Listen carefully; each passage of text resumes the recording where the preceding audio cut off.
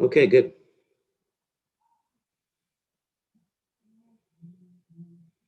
I'll be right back. There's nothing else we need to do right now, right? No, you're good until you're paneled. As far as you know, it's still 2 o'clock. Yes, correct. Thank you.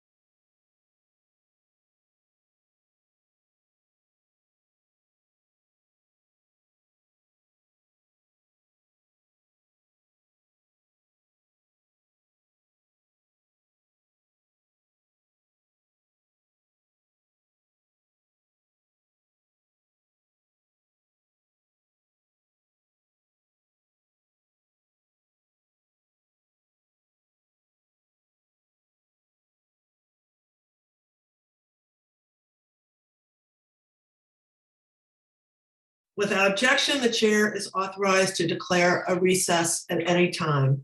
Since we're working in a virtual format today, I'd like to go over a few housekeeping items before I proceed. First, if you're experiencing connectivity issues, please make sure you or your staff contact our designated technical support so it can be resolved immediately. Members participating remotely must continue to use the video function for the duration of their participation in the hearing unless they experience connectivity issues or other technical problems that render the member unable to fully participate on camera. It is committee policy that members will remain muted when not recognized, just like turning your microphone on and off during a hearing in person. This is out of courtesy to all members on the committee so that background noise does not interfere with another member who is recognized to speak. When you are recognized, you will need to unmute your microphone and pause for a couple of seconds before speaking so we will be able to hear everything that you say. If you wish to be recognized, please raise your hand using the Zoom raise hand function, unmute your microphone, and ask to be recognized. In order to ensure everything members say is captured on the live stream of this hearing, I ask that members pause for 2 to 3 seconds before beginning to speak. If you wish to have a document inserted into the record, please ask for unanimous consent and have your staff email the document to veteransaffairs.hearings@mail.house.gov. It will be uploaded to the committee document repository. Please keep in mind that you will need to refresh the repository page as it does not automatically update. Without objection, members will be recognized in order of seniority for questioning witnesses. This makes it easier for me to make sure all members participating have an opportunity to be recognized. Does any member have a question about the conduct of this hearing with members participating remotely? Seeing none, I now recognize myself for an opening statement. Good morning. Thank you all for joining us today for the Health Subcommittee's legislative hearing. Today's agenda includes 13 bills that would address some of the most important health challenges our veterans face, including the need for COVID-19 and seasonal flu vaccines, speedier access to higher quality mental health care in VA facilities and vet centers, culturally appropriate suicide prevention outreach for our Native veterans, challenges recruiting and retaining VA nurses and physician assistants, and access to VA healthcare services for our World War II veterans. We also will consider a bill directing VA at long last to conduct a rigorous clinical trial investigating the effectiveness of various forms of cannabis for easing veterans' suffering. Importantly, we also will discuss my bill to expand VA access to mammography and other medical options for veterans at risk for breast cancer. Women who have served in the military are 20 to 40% more likely to develop breast cancer than women who have never served. It is believed this is because of exposure to radiation and other carcinogens while serving. Across the veteran and non-veteran population, men with breast cancer have higher mortality rates than women, most likely because their cancer is diagnosed at an older age and is at a more advanced stage by the time it is diagnosed. It is therefore critical that VA ensure all veterans have access to prompt, high-quality breast imaging services to detect breast cancer early and access to genetic testing to identify individual breast cancer risk.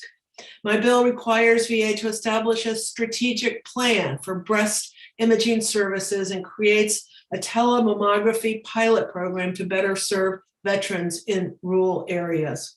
Within 2 years of enactment, VA will be required to provide a 3D breast imaging at facilities where it offers mammography services and report to Congress on which VA facilities offer these services.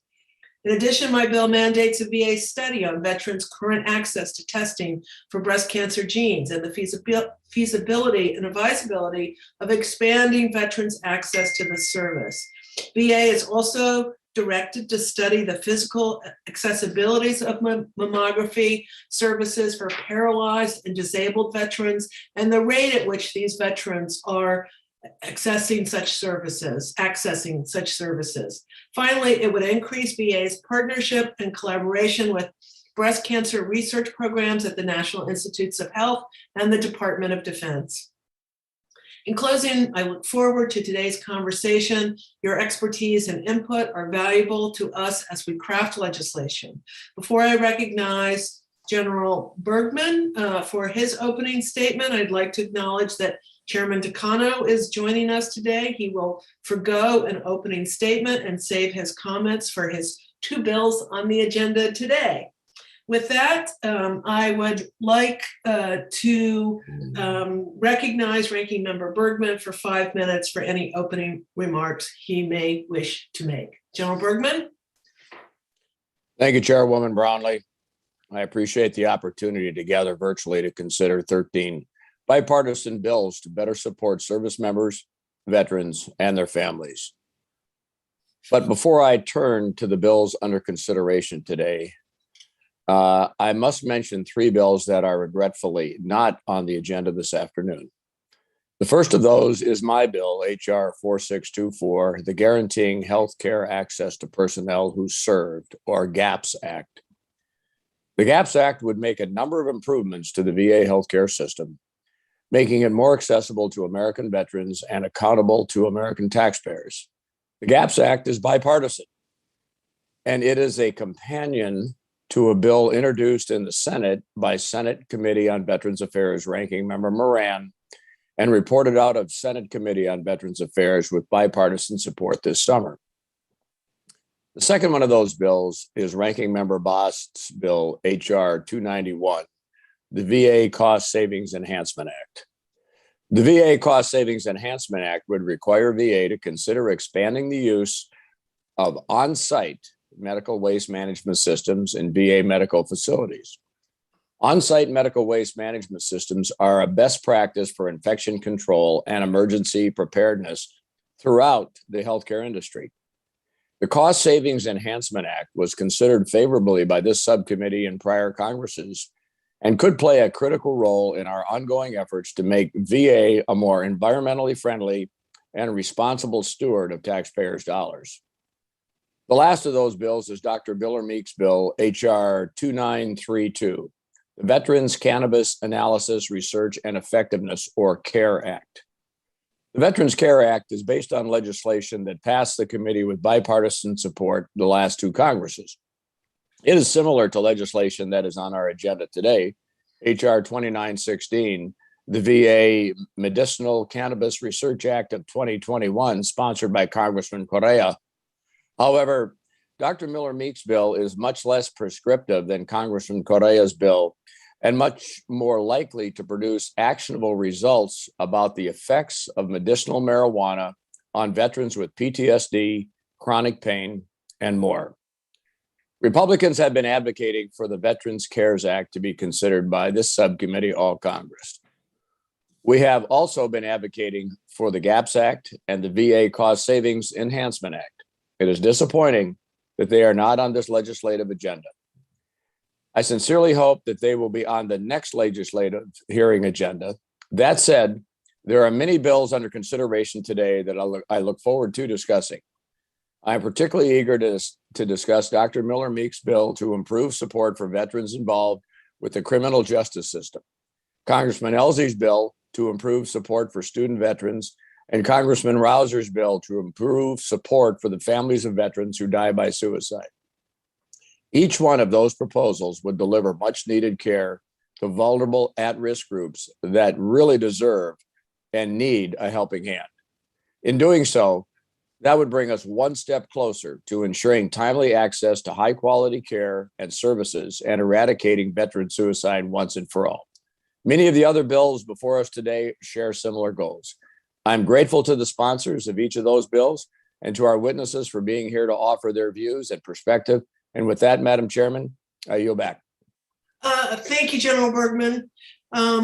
We will now welcome our first panel, where we will hear from colleagues who have sponsored legislation on today's agenda. I will begin by recognizing Chairman Takano for 5 minutes for any remarks he may wish to make in support of his two bills, the VA Governor's Challenge Expansion Act and a draft bill that would allow VA to furnish flu shots to individuals eligible for COVID-19 vaccines under the Saves Lives Act. Chairman Takano, the floor is yours. Thank you, Chairwoman Brownlee, and I'm certainly impressed by the ambitious agenda you have today at this legislative markup or legislative hearing. Thank you. I'm pleased to speak on my two bills, the VA Governor's Challenge Expansion Act and a discussion draft of legislation giving VA authority to provide seasonal influenza vaccines to individuals who are eligible for COVID-19 vaccines under the Save Lives Act. I was pleased to introduce H.R. 5317, the VA Governor's Challenge Expansion Act, along with Congresswomen Porter and Slotkin. This bill gives VA two important new authorities within its very successful Governor's Challenge Veteran Suicide Prevention Program. First, it directs VA to treat tribes equal to states for the purpose of inclusion in the program. Native American veterans serve at disproportionately high rates and are at increased risk of suicide, and tribes are sovereign nations that cross state boundaries. That's why our bill ensures tribes are recognized by the Governor's Challenge Program as having their own unique strengths and needs when it comes to their veterans. Second, the bill allows VA to provide not only technical assistance to states and tribes, but also provide funding for the actual implementation of tailored state and tribal veteran suicide prevention proposals. This is vital to move quickly from developing local suicide prevention proposals into action. And right now, states have to seek external funding to implement prevention programs. And we know that external funding is difficult to come by and often unsustainable in the long run. So I see in today's testimony that VA supports the Governor's Challenge Expansion Act, but would like to work with the committee to ensure that the bill language does not require a long rulemaking process on VA's end. We agree that a delay would be problematic and are happy to work with the VA to edit the text to avoid that. My second bill relates to seasonal influenza vaccines. Public health experts have determined that administering COVID-19 vaccines and influenza vaccines at the same time is not only safe, but recommended. And that is why I've drafted language that would modify VA's authority under Save Lives Act to also provide flu vaccines to the very same population. This bill was passed unanimously in both the House and the Senate earlier this year. By providing easy access to both vaccines at the same time, I hope we can begin to reduce the burden on the broader healthcare system this winter.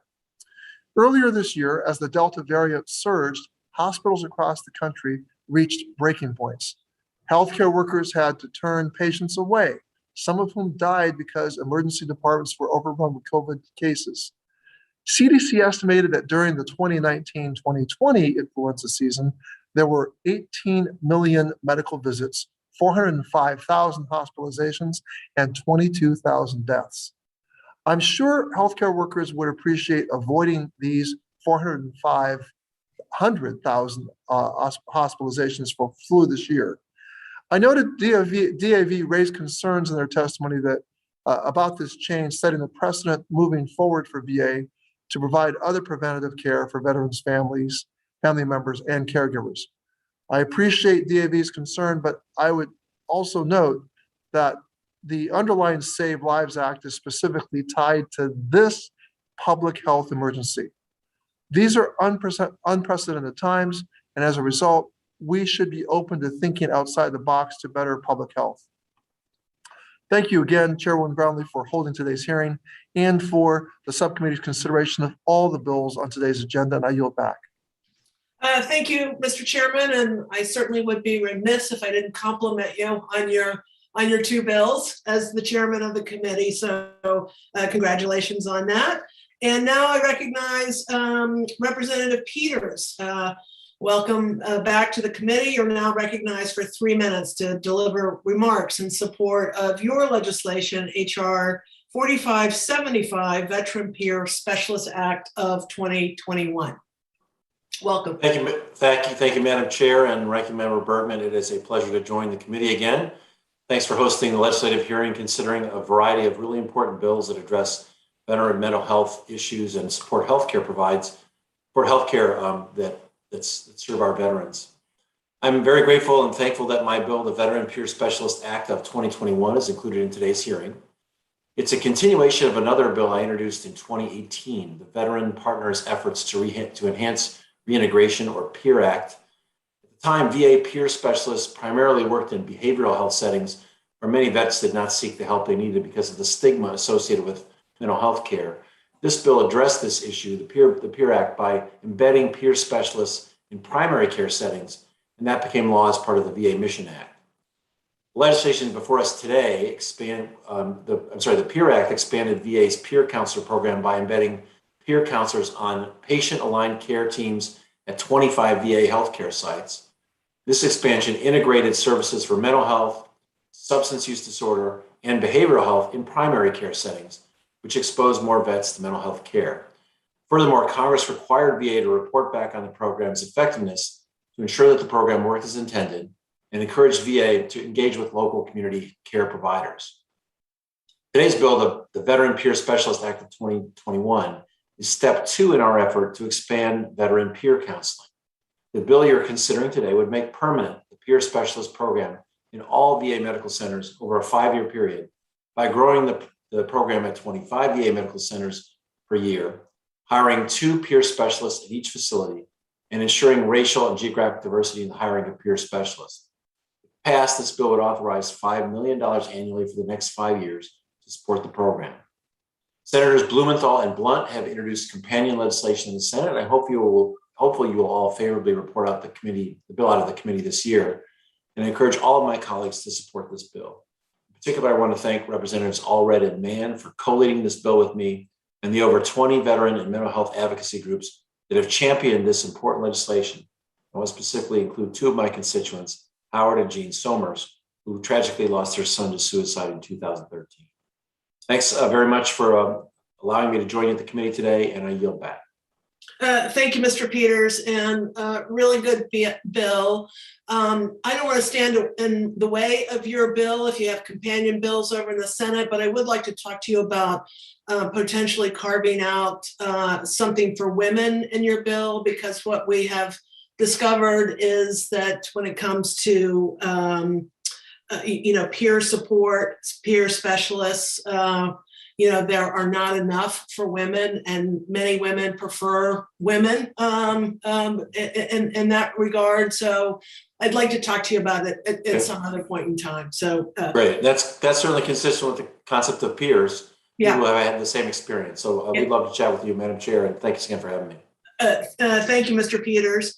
I now recognize Representative Rouser for 3 minutes to discuss HR 5029, expanding the Families of Veterans Access to Mental Health Services Act.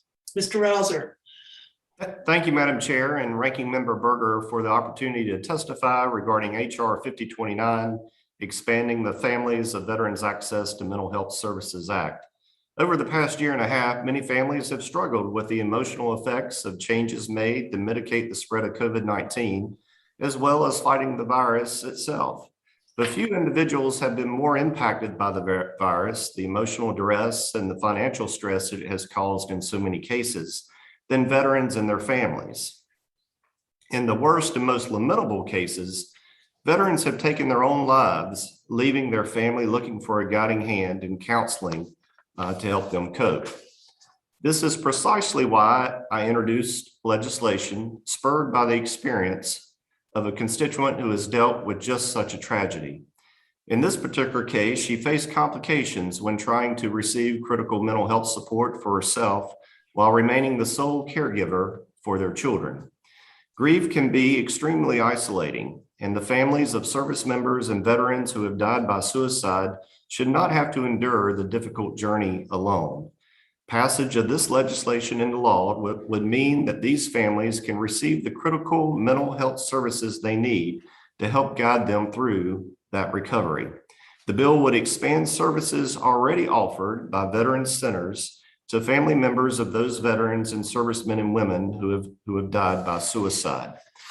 The healing process is very much and often long-term. So this legislation would retroactively cover families of veterans and service members who have died by suicide prior to enactment of this legislation as well, so that no family in this particular category is left to bear their burdens alone. Again, I want to thank the chair and ranking member for the opportunity to testify on this important legislation. I appreciate the committee's interest and support of this bill, and I look forward to working with you to help ensure its passage. With that, I yield back. Thank you, Mr. Rouser. Great bill. I think the whole committee, we love our vet centers, and they do such a great job. And one of the big benefits of vet centers, in my opinion, is that it stands outside of the bureaucracy of the VA, and it's local and it's community. And so thank you for a good bill. Thank you. I now recognize Representative Delgado. You're recognized for 3 minutes to deliver a statement in support of your bill, HR 5073, the revising and expediting actions for the Crisis Hotline for Veterans Act, or the REACH Act. Welcome. Thank you. Thank you, Chairwoman Brownlee, Ranking Member Bergman, for the opportunity to speak in support of my bipartisan bill, the REACH for Veterans Act. In August, I had a powerful veterans forum in my district, the New York's 19th Congressional District. We heard from veterans, local leaders, advocates, all of whom stressed the same point. Veterans, especially those who have served post 9/11, are really struggling. Studies estimate that over 30,000 post 9/11 veterans have died by suicide, more than 4 times the number of service members who gave their lives during post 9/11 military operations. We must do everything in our power to be there for the brave men and women who served in uniform and protected our freedom. My bill, the bipartisan REACH for Veterans Act, would institute several critically important improvements to the Veterans Crisis Line, or VCL. The VCL has answered more than 5.6 million calls since it was established in 2007 and dispatched emergency services to more than 204,000 callers in crisis. It is essential and it has saved lives. However, a series of reports recently published by the VA's Inspector General highlighted serious shortcomings in the VCL's training for call responders and in the VA's management of the hotline. Our legislation implements the suggested reforms outlined in those reports, and the bill would specifically require an outside evaluation of VCL's current training curriculum, direct the VA to issue retraining guidance for call responders, increase the quality review and management other VCL calls and processes, improve responder guidance for high-risk callers, and establish pilot programs to improve VCL services. The bill would also facilitate the VCL's transition to 988 as part of the National Suicide Prevention Hotline, making it easier for veterans to find help when they need it most. I'm honored to say that my bill is endorsed by many of our nation's most prominent VSOs, including the American Legion, Disabled American Veterans, Iraq and Afghanistan Veterans of America, Paralyzed Veterans of America, Veterans of Foreign Wars, and the Wounded Warrior Project. These VSOs who do the work on the ground day in and day out to support American veterans of all eras know what an important role the VCL plays. As a nation, we are forever indebted to the brave men and women who serve our nation in uniform. It is our solemn obligation as elected officials and as Americans to care for our veterans when they return home, whether their wounds are visible or not. When our nation's veterans find themselves in a moment of crisis, it is essential they have the resources that they need. I urge the committee to join me in supporting this critical legislation. Thank you to Representatives Mann, Cheryl, Miller Meeks for leading this bill with me in the House, and Chairman Tester and Ranking Member Moran for their work on this bill in the Senate. I yield back. Thank you for your time. Thank you, Mr. Delgado. Again, great bill when it comes to our crisis hotline, the VA needs to be always in a continuous improvement cycle. We've got to make it better and better all the time, so it's foolproof. So thank you for bringing an important bill forward. I now recognize our subcommittee's newest member, Mr. Elsie, for any comments you wish to make about your bill, HR 5516, the Vital Assessment Act. Thank you, Chair Brownlee, Ranking Member General Bergman, and members. I'm honored to present this bill for the subcommittee's consideration.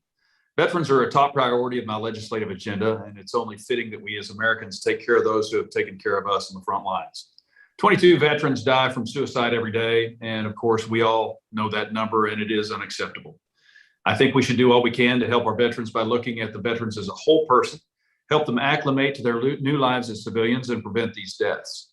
The Vital program is an essential program that has proven to save the lives of our veterans, and the Vital Assessment Act will give us the additional tools and resources needed to improve the program. As a veteran and having served on the Texas Veterans Commission for 6 years, I know the transition from military to civilian life usually isn't smooth, and support can be important in dealing with the stress in a productive and healthy way. In fact, admittedly, after 20 years in the military, that was an interesting process for me as well. Hundreds of thousands of veterans attend school every year using the GI Bill. I was one of them, and other earned educational benefits from the Department of Veterans Affairs. Student veterans that earn their education benefits in service to our country. And according to VA, student veterans often have difficulty adjusting from military culture to campus culture. Student veterans have unique needs and experiences that can make college particularly stressful. Veteran students might struggle to relate to their non-veteran peers at school due to differences in age, experiences, and expectations. Indeed, 62% of student veterans are first-generation college students. In 2011, VA launched the Veterans Integration to Academic Leadership Program, long way to get to the Vital program, to provide mental health services to student veterans on college campuses. Since then, it's grown to support student veterans at 183 locations. Vital is locally managed, staffed, and evaluated by VA medical centers working with area schools. And while that allows for independence and flexibility, it does not allow for critical information about Vital to be tracked by VA central office so that best practices can be identified and the mental health needs of student veterans can be prioritized. So this legislation, the Vital Assessment Act, is aimed at ensuring information about Vital program is collected and analyzed as a means of improving the program. It requires the VA to report to Congress about Vital's management, operations, and effectiveness in supporting student veterans' mental health and educational goals, connecting student veterans with needed care and services, and preventing student veteran suicide. It requires the VA to consider including student veteran suicide statistics in VA's annual suicide data reports. In summation, the Vital Assessment Act will support student veterans' mental health and help them achieve their goals and dreams. So I'd like to thank the Student Veterans of America for their advocacy for this legislation. And I'd like also to thank Ranking Member Boss for being an original co-sponsor of this bill. His support is greatly appreciated. I look forward to working further with him and with all members of the committee to help advance this legislation. Thank you for allowing me to testify on this bill. At the appropriate time, your favorable consideration to pass would be greatly appreciated, and I yield back.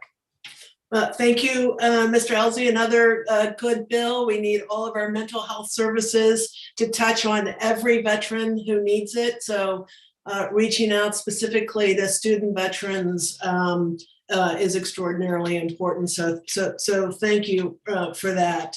I now recognize Mr. Harder for 3 minutes to speak on his draft bill to expand eligibility for hospital care, medical services, and nursing home care from VA to veterans of World War II. Well, fantastic. Thank you so much, Chair Brownlee, for having me today.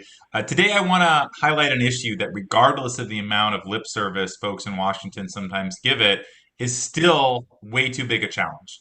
And that's healthcare for our veterans, especially our aging World War II vets. Right now, despite their heroic service to our nation, more than 1 in 4 veterans of the Second World War aren't using the healthcare benefits that they've earned. That means more than a quarter of the men and women who defeated fascism, kept our nation free, aren't receiving the medical services, the in-home care, the nursing home care, and the hospital care that our nation promised them when they put on the uniform so many decades ago. And we know exactly why this is happening. It's happening because means testing restrictions are excluding those veterans from getting services at the VA. So I'm here today with as simple a fix as there is. I'm proposing the World War II Veterans Hospital and Medical Eligibility Act. This whole bill is less than 1 page. It says that every World War II veteran, no matter who they are or where they're from, is eligible for full health care benefits from the VA by exempting them from this means test. With the passage of this bill, any World War II veteran who was not previously enrolled in healthcare, VA healthcare, would have access to this expanded automatic eligibility. We did exactly the same thing for veterans of the First World War. Now it's time we do it for the greatest generation as well. Today, I'm asking that we stop tripping over red tape and needless rules and start delivering healthcare for the World War II veterans we're lucky enough to call our parents, our neighbors, and our friends. We can never repay the men and women who kept us free all those years ago. We can provide them with the health care that they deserve as they live out their golden years, surrounded by their kids, their grandkids, and even their great-grandkids. Thank you. I look forward to working with my colleague, Representative Vella, the American Legion, who've been a big help in putting this bill together, and Republicans and Democrats alike to get this bill signed into law so every World War II veteran can age with dignity and respect. Thank you, and I yield back. Thank you, Mr. Harder. Another really great bill. And as you said, the greatest generation in their golden years only deserve our respect for their service, our gratitude for their service, and they should be dignified and any kind of health care that they need from the VA. So, and we lose so many every single day. It's the least we can do is to reach out to these veterans and provide them with the very best of VA services. So thank you for putting this forward. Up next, we'll hear from Congresswoman Underwood. You now recognize for 3 minutes to highlight your draft bill, the VA Nurse and Physician Assistant RAISE Act. Yes, ma'am. Thank you, Madam Chair. And thank you for including my new bipartisan bill, the VA Nurse and Physician Assistant RAISE Act, in today's legislative hearing. Over the course of the past year, our subcommittee and the full Veterans Affairs Committee have examined VA's glaring healthcare workforce shortages. According to a September 2020 report from VA's Inspector General, nursing occupations have been one of the 2 most commonly cited severe staffing shortage jobs within the Veterans Health Administration every year since 2014. These shortages have real consequences. The VA Inspector General has called the department's staffing shortages, quote, a root cause for many of the problems in veterans care. And the problem could be even more severe due to COVID-19, which has intensified demand for healthcare professionals who are simultaneously experiencing high levels of burnout due to the pressures of the past year and a half. We need to take action to ensure that the VA can recruit and retain the clinical workforce that the department needs to provide our veterans with the timely, high-quality care that they've earned no matter where they live. And that's why I am so proud to be introducing the VA Nurse and Physician Assistant RAISE Act with Representative Dave Joyce, who's the co-chair of the Congressional Nursing Caucus. Our bipartisan bill, which is based on proposed legislation from VA in their fiscal year 22 budget submission, would amend the department's pay limitation policy for advanced practice registered nurses, physician assistants, and all other registered nurses. Currently, VA's locality pay system subjects most VA nurses and PAs to an overall pay cap set at level 4 of the federal government's executive schedule. And this limitation means that even as nurses and PAs ascend in their roles, VA's compressed pay scale means it's possible that they won't make any more money, even as they take on greater responsibilities. And this is especially prevalent in high-income areas, including in my state of Illinois, and it impacts everyone from staff nurses all the way up to the chief nursing officers. And the result is that VA cannot attract or retain top talent who could be making more money in non-VA health systems. My VA Nurse and Physician Assistant RAISE Act would address this issue by increasing the pay limitation for VA's advanced practice registered nurses and PAs to level 1 of the executive schedule and to level 2 for all registered nurses. It's the right thing to do for healthcare professionals who make such significant sacrifices to care for those who have served our country. And it's a critical step to ensure that our veterans have access to the high quality care they deserve from the very best clinicians our country has to offer. Now, you know, I'm a nurse, and I'm so proud to be leading this bill on behalf of VA's nurses, physician assistants, and the veterans they care for. I'm so thrilled that VA is supportive of this bill, in addition to the VSOs participating in today's hearing, the Nurses Organization of Veterans Affairs, the Veterans Affairs Physician Assistant Association, and other national organizations. So, colleagues, please support this bill. And I yield back, Madam Chair. Thank you. Thank you, Ms. Underwood. There's not a better person to carry this bill than you. So thank you for bringing it forward. And it really is so critically important that the VA turn every stone possible to unleash the gateway into the VA for all of these critical positions. And it's, you know, particularly during this last 2 years with COVID, almost 2 years with COVID, we have seen, those nurses on the front lines doing their jobs. Anybody that leaves a hospital, the person that they remember is their nurse. They don't really remember anybody else, but they remember their nurse. And and nurses now are, they're in such demand that they are going on registries and getting paid on a daily basis because it's just so competitive out there. So the VA needs to really respond to the market. And so thank you for bringing an important bill forward. So now, Dr. Miller Meeks, you are now recognized for 3 minutes to tell us about your bill, HR 5529, the Veterans Justice Outreach Improvement Act. Thank you, Chairwoman Brownlee. I'm proud to have introduced the Veterans Justice Outreach Improvement Act alongside Ranking Member Bost. Veterans that have been incarcerated and are arrested are at a much higher rate for homelessness, substance abuse, mental illness, and suicide. As a 24-year veteran myself, I have a sense of duty to ensure that all veterans have the support that they need. The current VA Veteran Outreach Program, Justice Outreach Program, does not meet the needs of all justice-involved veterans.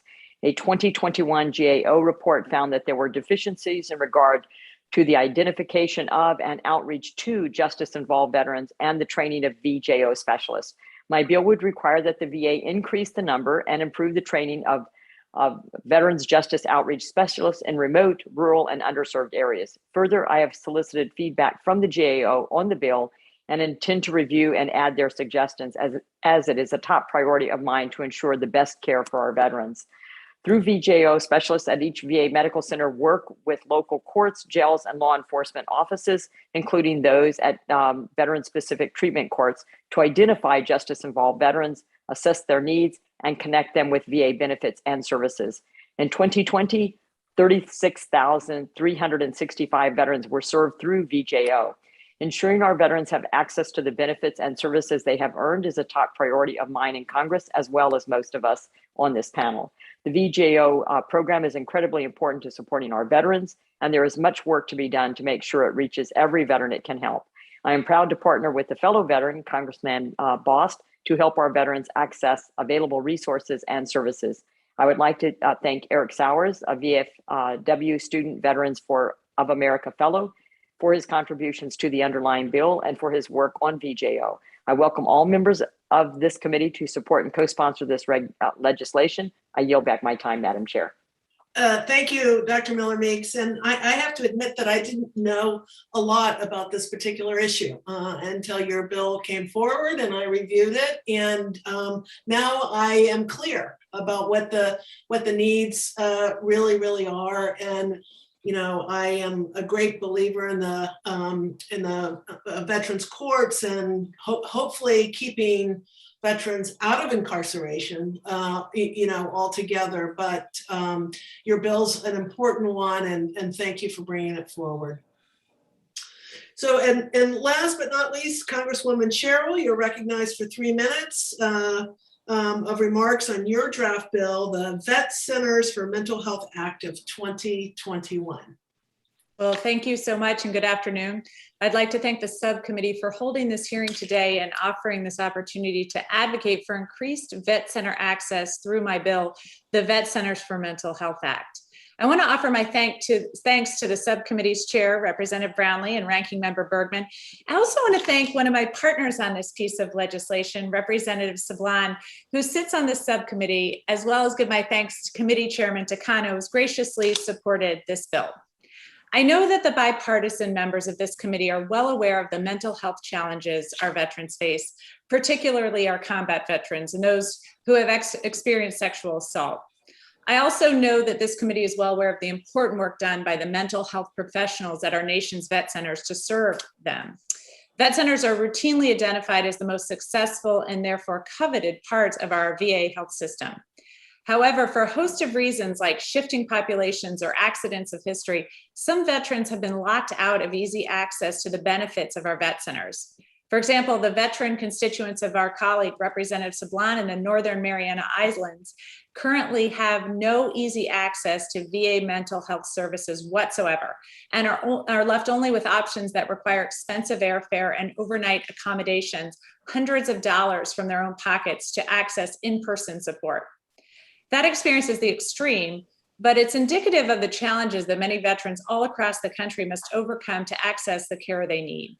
In my home state of New Jersey, we have the highest population density among all the states, the 11th largest population, despite being the 4th smallest geographically. Our veterans may not need to get on a plane to make it to their appointments, but they do need to fight traffic, inconsistent public transportation access, expensive toll roads, and other obstacles that make it impractical or impossible to consistently make it to badly needed appointments. Even in states like North Carolina, the ratio of veterans to vet centers is nearly double the national average, despite the robust military presence in that state. And in California and Illinois, the combination of sprawling metropolitan areas with rural agricultural areas create challenges for those diverse communities to access services.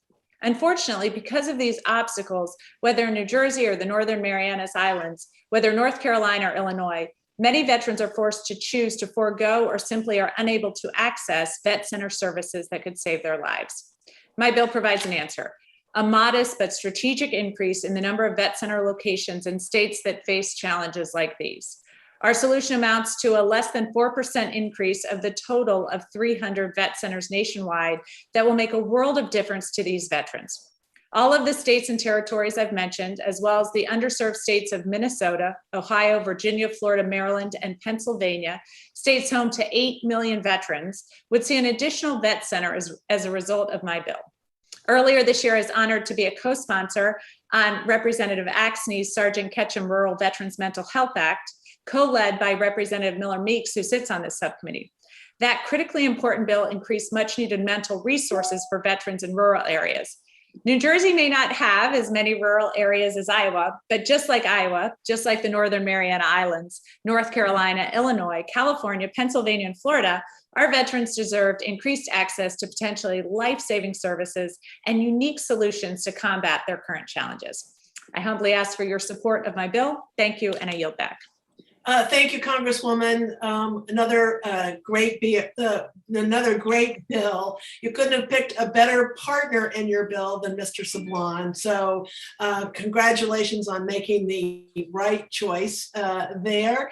And he's been a huge advocate for veteran services in his district, and particularly for vet centers. And, you know, I am a huge fan of vet centers, and as you described, the need is sorely there. But one of the other important things about the vet center, I said earlier, is that they're outside of the bureaucracy of the VA, but they have the real ability to really reach out to the community and reach out to those veterans who don't know that they exist, reach out to those veterans who are maybe a little leery about utilizing veteran services when it comes to their mental health. So they play such an important role. I know my vet center in my county during COVID, they went out and got these antique cars and they drove around, called veterans ahead of time, came to their house outside so that they could have contact with a veteran, salute that veteran, thank them for their service. I mean, that's the kind of thing that vet centers will do to come up with kind of creative solutions that the VA would never come up with. Sorry, VA, but it's the truth. So thank you. Thank you so much for putting forward this bill with Mr. Sibling. Thanks, Chairwoman Brownlee. I appreciate that. Yeah. So before we move on, would any of the other members on the subcommittee like to make any comments on the bills on the agenda today? If not, we will move on to our second panel. Seeing none, with that, I'd like to now introduce our second panel from the Department of Veteran Affairs. Testifying before us this afternoon is Dr. David Carroll, Executive Director for the Office of Mental Health and Suicide Prevention within the Veterans Health Administration. He is accompanied by Dr. Robert Shearer, Executive Director of the National Teleradiology Program, and Karen Ott, Director of Policy, Legislation, and Professional Standards for the Office of Nursing Services. And finally, Michael Fisher, Chief Readjustment Counseling Officer. So welcome to you all. I will remind our witnesses to please pause 2 to 3 seconds before speaking so that the recording will capture all of your words. And please remember to do so again when answering members' questions. Your written statement will be included in full in the hearing record without objection. Dr. Carroll, I now recognize you for 5 minutes for VA's remarks on the bills before us. Welcome, Dr. Carroll. Thank you, Chairwoman Brownlee, Ranking Member Bergman, and other members of the subcommittee. Thank you for inviting us here today to present our views on several bills that would affect VA programs and services. We are most grateful for the committee's support and oversight to ensure that VA has the authorities and resources needed to meet our mission to care for America's veterans. VA's views are provided on all the bills in our written statement, and I will not be able to speak about every bill now. I will highlight a few bills in my remarks, but that is in no way to minimize the importance of any and all bills on the agenda today, and we look forward to your questions. VA supports the draft bill to strengthen and amplify vaccination efforts to locally immunize all veterans and every spouse. That will authorize VA to provide seasonal influenza vaccines in addition to or independent of vaccines for COVID-19. We recommend that if Congress plans to enact this bill, it do so quickly enough to address the peak of the upcoming flu season between December and February. We share the committee's goal, and it is our commitment to ensure that all veterans have access to the highest quality breast imaging services. We are currently finalizing a strategic plan that will address many of the provisions in the Making Advances in Mammography and Medical Options for Veterans Act. And we believe this plan will provide excellent access and quality in mammography for veterans across the nation. On this basis, VA does not support the bill as currently written, and we desire to present to Congress the content of our forthcoming strategic plan for your consideration. VA supports the Expanding the Families of Veterans Access to Mental Health Services Act that would allow vet centers to provide bereavement counseling to family members of veterans and service members who die by suicide. VA also supports the concept of expanding access through vet centers and community-based clinics and reducing barriers to readjustment counseling and healthcare. However, VA has concerns about the methodology for expansion set forth in the Vet Centers for Mental Health Act, which could potentially limit VA's ability to meet the needs of veterans, service members, and families eligible for vet center services. We strongly support the goals of the Veteran Peer Support or Sphere Specialist Act of 2021, but we do not believe it is necessary. VA currently has the authority to hire, and we have nearly 1,200 peer support specialists employed across the system. And we have the experience and technical assistance ready for facilities who want to expand and adapt their current services to a greater extent within primary care clinics. With the committee's support and direction, the Veterans Crisis Line is the world's largest crisis line, providing confidential support to veterans and service members in crisis. The VCL has continually evolving, comprehensive training and quality assurance programs, and it is accredited by several national organizations meeting their standards, including the American Association of Suicidality, the Commission on Accreditation of Rehabilitation Facilities, and the International Customer Management Institute. While VA agrees with the goals for the Reach for Veterans Act, we do not believe it is necessary because we already have sufficient authority in this area, and our current efforts meet or exceed the requirements of the legislation. VA is also grateful for the committee's support of its workforce as seen in the VA Nurse and Physician Assistant RAISE Act. We appreciate the committee's interest in providing VA additional flexibility to compensate nurses and other healthcare professionals. However, we would appreciate the opportunity to work with the committee to develop and propose a few modifications to this bill. Finally, I would like to reiterate that VA is very much in alignment with the goals of all of the bills on the agenda today and appreciates the committee's attention to these important topics.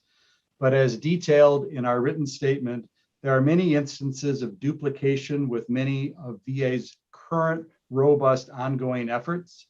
We want to avoid situations where, despite good intentions, we wind up increasing overhead and burden that complicate or could detract from the delivery of the benefits and services that are so important to veterans. That is one reason why we are so eager to work with you and the committee. This concludes my statement. My colleagues and I are happy to answer any questions that you may have. Thank you. Thank you, Dr. Carroll, for that, and thank you for being here. I will now recognize myself for 5 minutes of questions. The first question, Dr. Carroll, is to you. On my bill on mammography, I'm kind of frustrated by the VA's response on this. It's, basically you're sort of saying, we don't really need this bill because we're already working on a strategic plan or have a strategic plan. I haven't had good success of recent anyway around strategic plans. I know another area of interest is mine is non-institutional long-term care.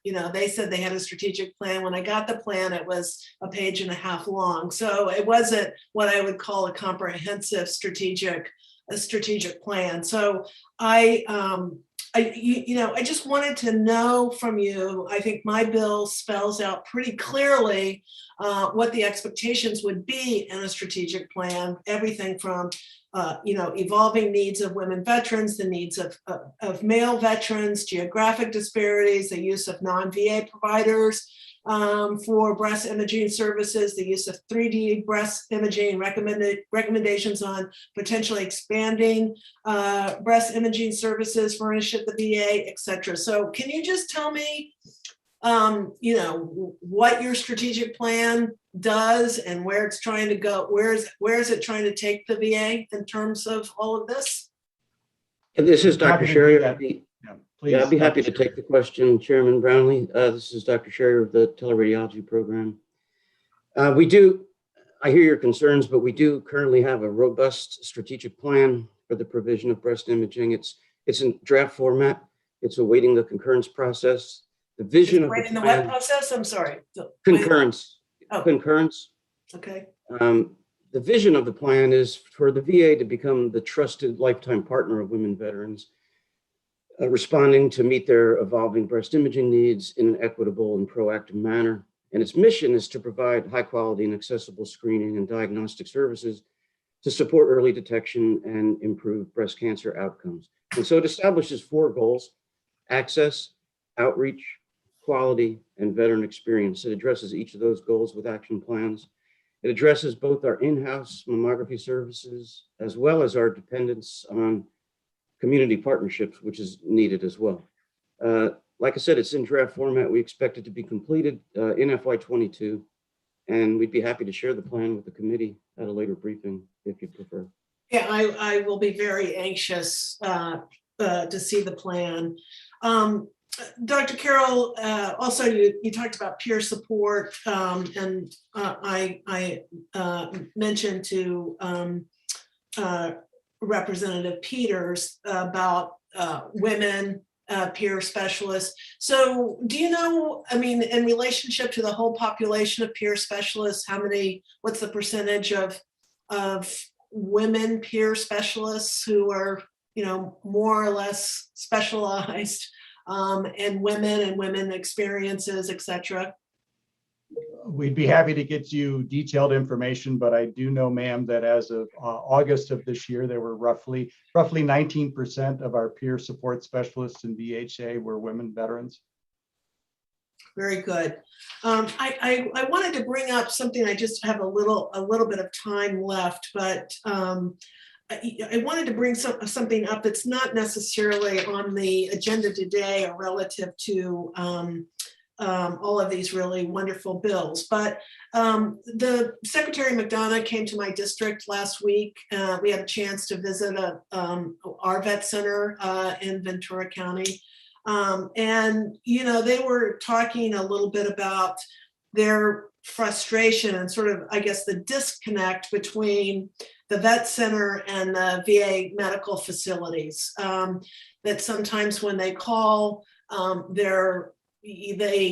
don't even feel like the people who are working at the vet center are VA employees necessarily. And they were talking about during COVID, they had a crisis with an individual, and the only real way to stay connected with this individual was to get the individual an iPad to stay connected to them electronically. And, the VA just said, not my job, can't help you. And that was about it. So, they brought this up, and it just made me, I just wanted to bring it to your attention, because I don't know whether this is, an individual problem that's just occurring in my district, or whether it's a little bit more pervasive within the VA, but I wanted to make sure that you're aware of it. And if this is a problem, we need to be able to fix it, because it is,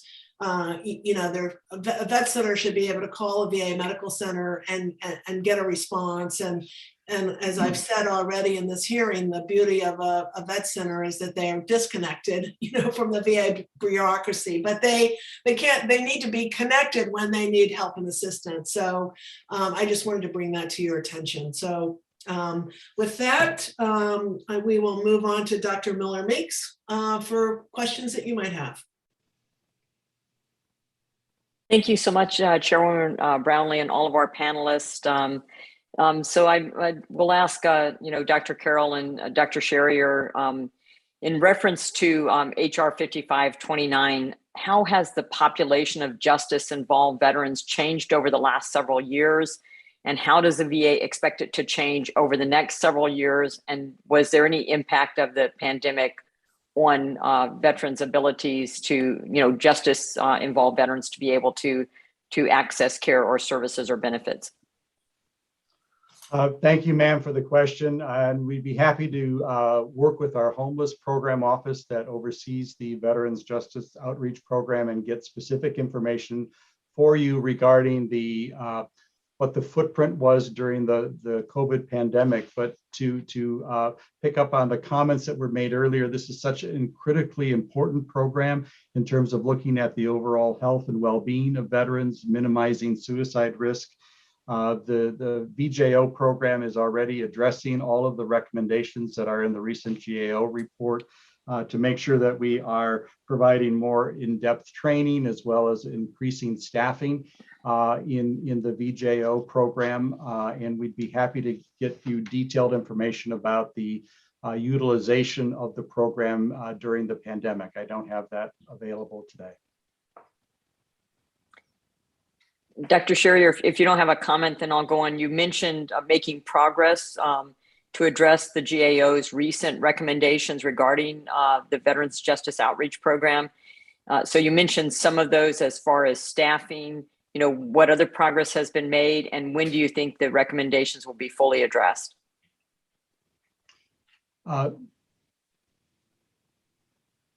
Dr. Sherry, you're on mute if you're speaking. I'll defer that question to Dr. Carroll. Thank you. I don't have any further information. I don't know the timeline for the addressing the recommendations, ma'am, but we would be happy to take that for the record and get that back to you. But I know it's under active consideration now, and the team feels that they will be close to closing those out relatively soon. And how do you think the needs and challenges of justice-involved veterans in rural areas compare to urban areas? So most of my district is urban or rural, excuse me. Yeah. The needs of rural veterans in general is critical in the sense that there are fewer supports in rural communities, and we know that one of the greatest risks for having problems in terms of mental health, well-being, and suicide risk is the feeling of disconnected and not belonging. And those particular challenges, I think, are exacerbated often in rural settings. I think, which is why all of our programs that are addressing rural needs of veterans, all that we're doing to try and advance technology so we can, communicate effectively, web presence in those areas, recognizing that there are still challenges, but all of those programs to outreach to rural veterans, where in a small community, there can be additional stigma associated with mental health or with justice involvement or other things. And so I think those programs are particularly critical in those areas. Thank you. And what percentage, if you know, are justice-involved veterans homeless at some point in time, or even for a transitory point in time? And what do you consider to be temporary homelessness? I do not know those figures. We'd be very happy to get them for you, ma'am. Okay. And then do you know what percentage of justice-involved veterans attempt or die by suicide? They are a higher risk population, but I do not have a percentage to offer for you. Okay, so it would appear that we do still have some work to do. Ergo, HR 5529, I think, helps to address some of those and continue the great work that you're doing in trying to meet the GAO's recommendations. And I would encourage my colleagues to support the bill. So thank you, Madam Chairwoman. I yield back my time. Thank you, Doctor.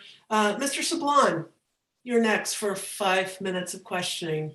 Did we lose Mr. Sibling? Mr. Sibling? Ms. Underwood. Well, thank you, Madam Chair.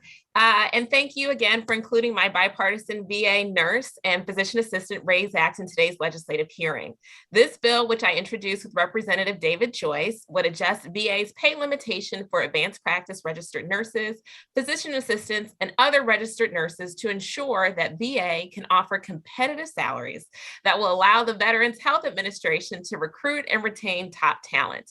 The VA Nurse and Physician Assistant RAISE Act was based on a legislative proposal that was included in the department's fiscal year 22 budget submission. Dr. Ott, can you describe how the change in pay limitations for nurses and PAs included in the department's budget submission and reflected in my bill will improve VA's ability to attract and retain these healthcare professionals? Thank you very much, Representative Underwood. Yes, the VA agrees that this is a necessary need for us to, as you said before, previously in your opening remarks, that VA needs to have the maximum flexibility of its pay to be competitive, especially in those high market cost market areas that are periodically around the United States, around the U.S. Itself. Both coasts and in the center, we have those those places. And this bill would provide VA with that maximum flexibility to make sure that the pay is competitive so that we can, as you said, we can recruit and retain the highest skilled nurses and physician assistants to deliver the highest care for veterans. Thank you. Well, ensuring that the VA offers competitive salaries is the right thing to do for nurses and PAs, and it's the best thing to do to ensure that veterans have access to the highest quality care. Dr. Ott, can you describe how VA's enhanced ability to recruit and retain the best nurses and PAs our country has to offer can ultimately improve health outcomes for our veterans? That is, so I don't have specifics on that. In fact, Representative, I'd be happy to give you some specifics after the hearing today. But we know that where there are adequate numbers of nurses, advanced practice nurses, and physician assistants who are providing that care to veterans where they live in the rural, highly rural, and in all areas, that's where we do see the best outcomes, where we have the greatest amount of staff represented. I will be happy to give you examples of those after this hearing.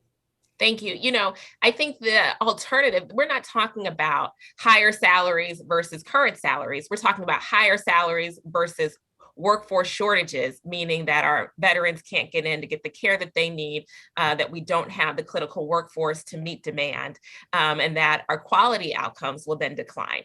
And so that's really where we're coming from. And I'm looking forward to working with our subcommittee to get the bipartisan VA nurse and physician assistant RAISE Act passed and signed into law. Thank you so much, Madam Chair. And thank you to our witnesses for being here today, and I yield back. Thank you, Congresswoman. Apparently, Mr. Sibling is not able to return to the hearing.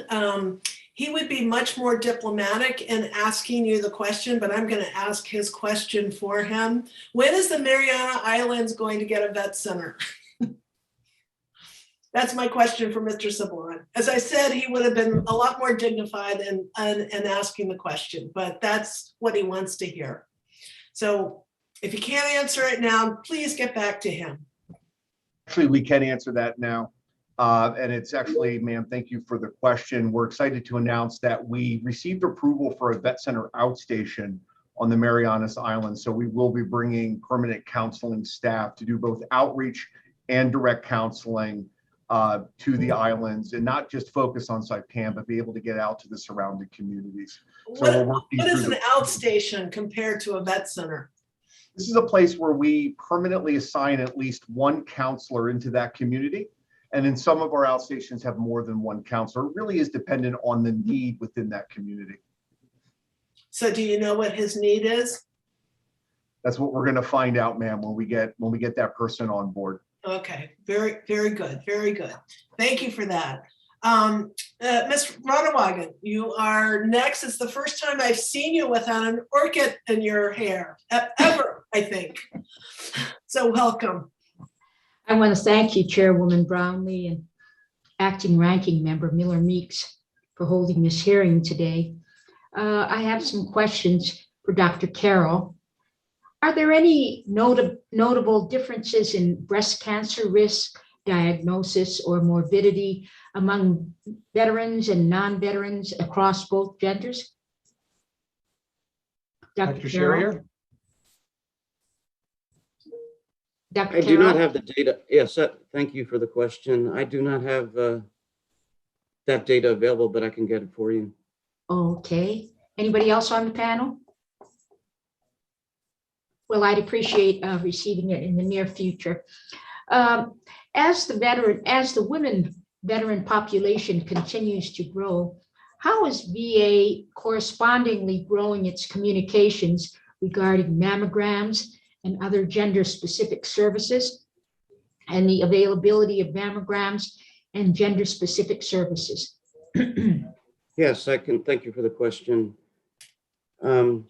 As part of our strategic plan, which I've referred to already, we have a robust plan to look at providing high quality breast services to all of our patients, especially women, but mammograms are also performed on men as well, as you know. We have to balance in-house mammography programs with partnership with the community. That's essential. It should be recognized that mammography is a challenging specialty, in that in order to maintain high quality, both technically and in the professional interpretations, you need a certain volume of patients. So our strategic plan has to balance that and what is the best for the patient. You know, if there are not enough patients in the community to support high quality services, then we need strong partnerships with the community. So that's what our plan looks into and addresses those issues. Thank you. And what is the ratio of mammograms provided to veterans in VA medical facilities versus through VA's community care partners? How, if at all, has that ratio changed over the last 5 years? Can someone on the panel tell me, please? I don't know the statistics. I can get back to you on that as well. Thank you. Thank you, Madam Chairwoman. I yield back. Thank you, Ms. Radawagan. Mr. Rosendahl, you're last and questioning on panel 2 here. Welcome. Thank you so much. I've seen you all day long. Yeah. And I have enjoyed being with you today. Thank you. Dr. Carroll, thank you for joining us today, and everybody, thank you for joining us today. Can you discuss some of the unique mental health impacts of losing a spouse, a parent, a sibling, or a child who's a service member?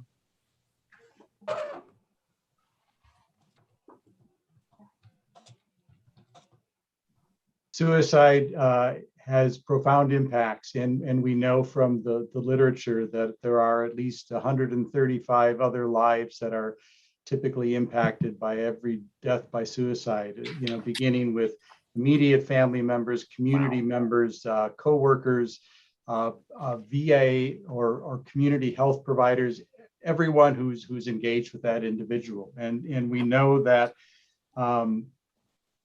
exposure to death by suicide is in itself a risk factor that can increase the risk for others. And part of what we have done over the last several years at VA is put together a comprehensive, what we call a post-vention program that is staffed by our subject matter experts at the Rocky Mountain Mental Illness Research Education and Clinical Center, and co-led by our suicide prevention program team, but to make sure that there are robust post-vention services available to family members, to providers. When there is a death by suicide, we have guidance available for facility leaders as well as clinicians. And we also work with community partners such as the TAPS program, you know, to provide additional support to make sure that individuals who are impacted by that, and as one of the bills is noting today, you know, to make sure that the Vet Center program is also available to veteran and service member families. So how do you believe that HR 5092 and how will it expand bereavement services, and how will they be, I guess, customized, if you will, for these individuals? If we're talking about potentially touching 135 lives with each loss of a life, how do you cater those needs? I'm going to ask if Mr. Fisher wants to comment, since this is would be a program that would be particularly housed within the Vet Center program. Thank you. Yes, and thank you, sir, for the question.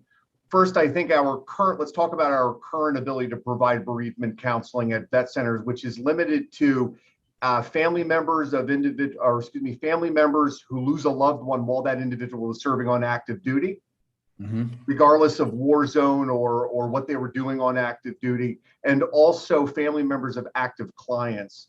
So this particular bill would actually expand our ability to reach those family members of veterans who die by suicide, which we do not have authority now. Now, to the second part of your question, really this speaks to the vet center approach of providing services, and that is our goal, or the work that we do with families as well as veterans and service members, is really to create an individualized counseling plan to meet whatever their needs might be, whatever their goals might be.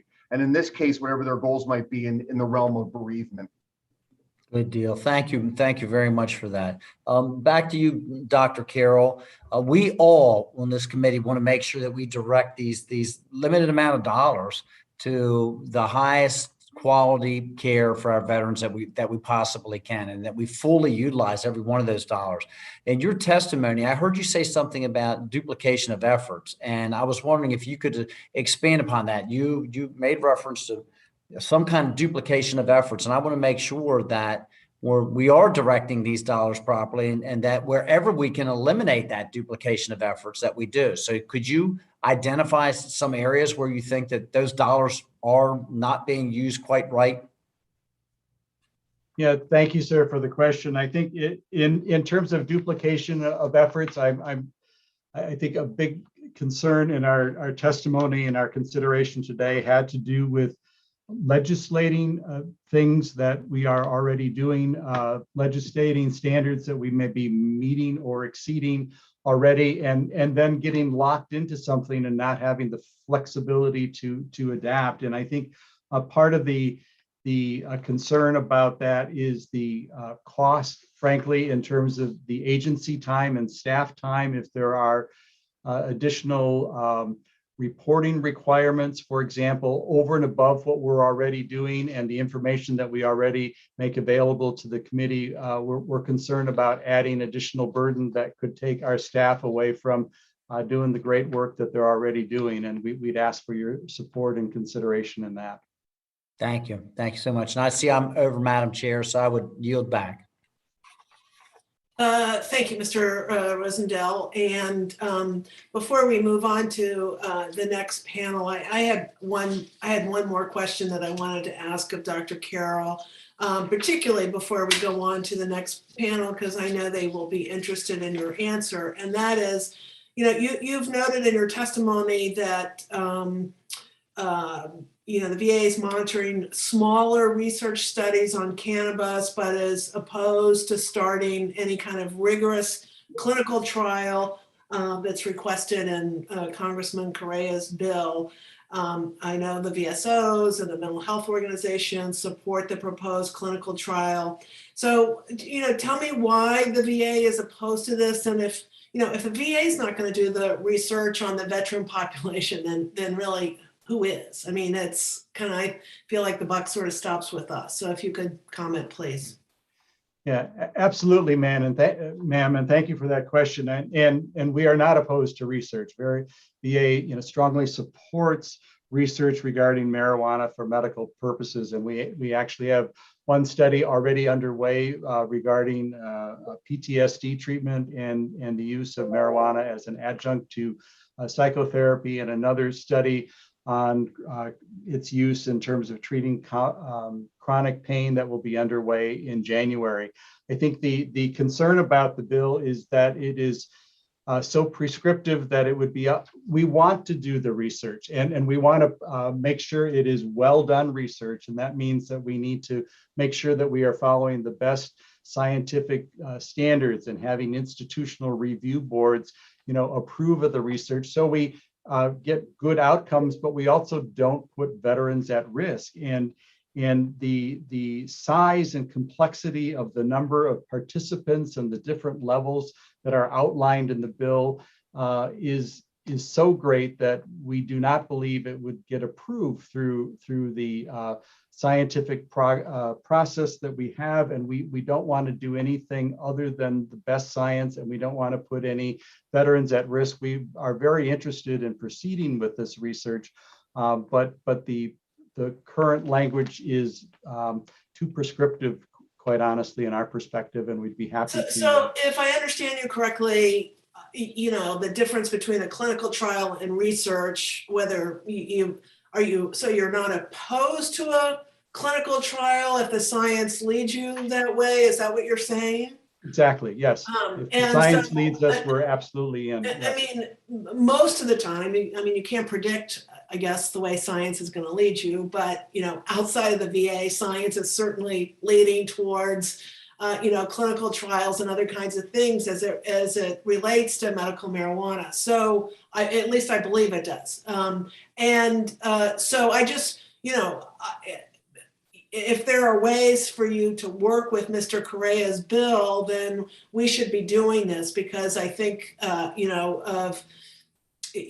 this is an important topic, I know, for veterans. I hear from veterans, all the time about this, and they really, really want to proceed. So if we can at least clarify that issue, that you're not opposed to, and that you likely anticipate getting to that place. But I think that would at least be helpful.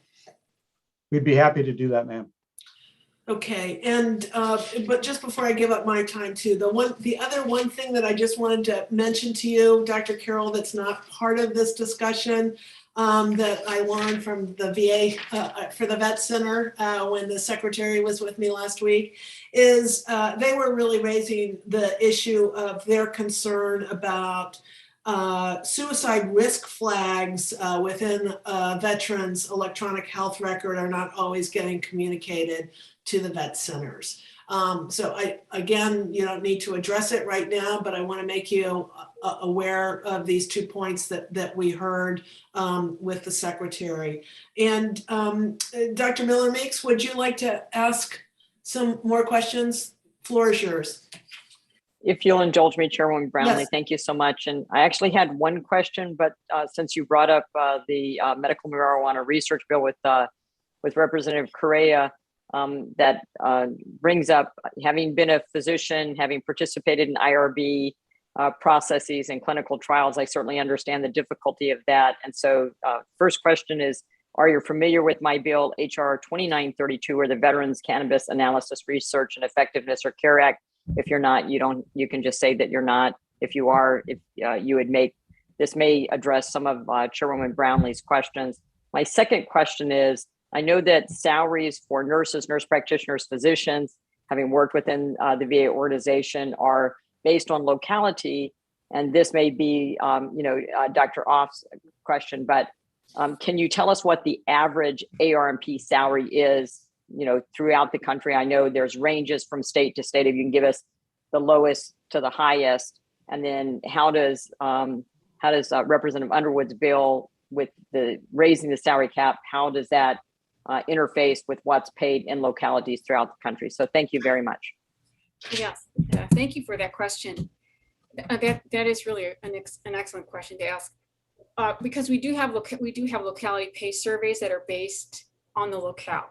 And because the VA can never be the pay leader, but we need to know what the pay is so that we can be competitive with that pay, so that we can recruit and retain those nurses in that particular locale. So what we need, our current cap is caused pay compression, as we mentioned before, and that over years, our nurses have hit the pay cap earlier and earlier in their career, and then it's hard to retain them and hard to recruit.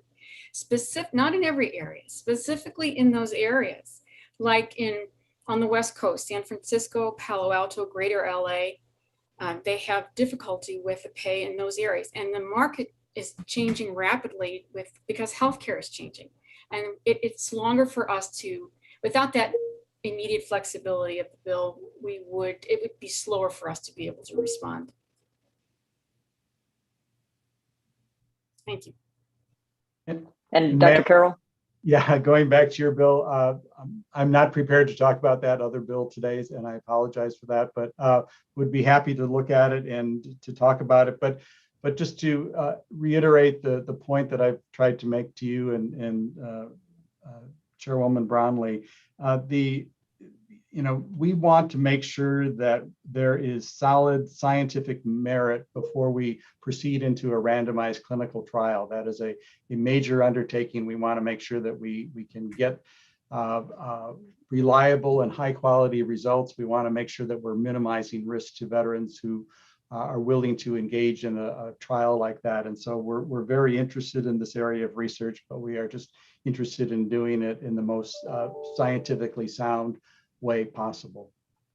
That's why I asked the question. And again, thank you, Chairwoman Brownlee, for allowing me to ask us a second question, was because it's not prescriptive in that it mandates a clinical trial. So it is research-based, very similar to what Representative Dr. Phil Rowe had presented before. So it might be good to familiarize yourself with that bill as well. Because I agree with Chairwoman Brownlee. I think it is an area that we should be discussing, that veterans are interested in, and having some knowledge and research, fact-based research, and then whether or not a clinical trial is necessitated, I think is the appropriate scientific approach. So, and that was HR 2932. So thank you so much. And I yield back my time, Chairwoman Brownlee.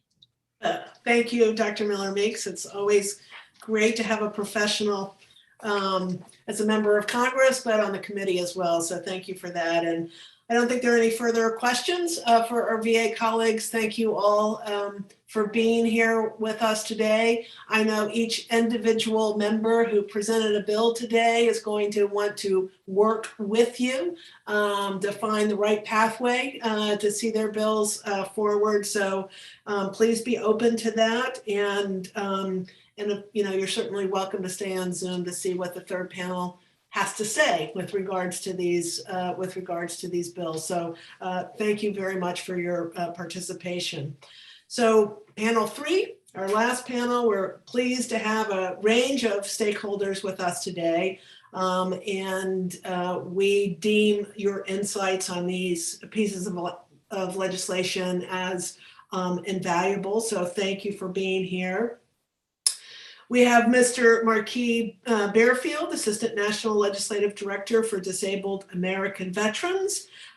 Ms. Tammy Bartlett, Deputy Director of the National Legislative Service for the Veterans of Foreign Wars. Dr. Keiki York Ward, the President of the Association of VA Psychology Leaders. I hope I came close to pronouncing your name correctly. And again, just to remind everyone, just a little bit of a pause before you speak so the recording can capture you. Your written statements will be included in full in the hearing record without objection. Mr. Bearfield, we'll begin with you. You are now recognized for 5 minutes. Thank you. Chairwoman Brownlee, Ranking Member Bergman, and members of the subcommittee. Thank you for inviting DAV to testify at this legislative hearing and offering our views on the bills under consideration. My full written statement covers all the legislation, but I will just highlight a few bills in my oral remarks.